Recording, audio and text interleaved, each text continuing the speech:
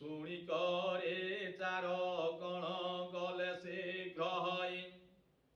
ଗାନ୍ଧାର ସେନ କୁନ୍ତୀକୁ କହିଲେ ବାରତା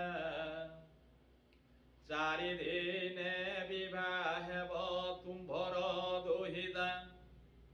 ଶୁଣି କରି ନୃପତି ଯେ ଉଷତ ହୁଅନ୍ତି